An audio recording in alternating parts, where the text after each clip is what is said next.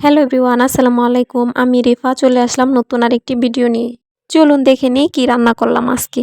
এখানে আমি আলু সিদ্ধ করে নিয়েছিলাম। আলু দিয়ে টমেটো দিয়ে মাছ রান্না করব। মাছগুলো আগে ভেজে নিয়েছি। এখন আলু আর টমেটো এগুলো একসাথে কষিয়ে নিচ্ছি। 10-15 মিনিট কষানোর পর এখানে জল দিয়ে দিব। অল্প করেই রান্না করছি যেহেতু আমরা মানুষ দুইজনই। আপনারা যদি আমার কাছে রান্নার রেসিপি চান তবে আমি যেভাবে রান্না করি সেটা আপনাদের কাছে শেয়ার করব।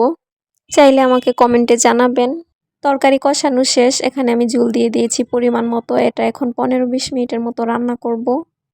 তারপর হচ্ছে করলা ভেজে নেব অন্য চুলায়। করলাটা আমি এত ভাজা করব না, এটা আমি সেদ্ধই রাখবো। করলা বেশি ভাজা করলে আমি করলার অরিজিনাল টেস্টটা পাই না, তাই আমি করলা হালকা করেই ভাজি। কথা বলতে বলতে আমার ভিডিও প্রায় শেষের দিকে। আজকে এই পর্যন্তই, দেখা হয়ে যাবে পরবর্তী ভিডিওতে। সে পর্যন্ত ভালো থাকুন, সুস্থ থাকুন এবং পরবর্তী ভিডিও দেখতে হলে আমার চ্যানেলটি সাবস্ক্রাইব করে রাখুন। আল্লাহ হাফেজ।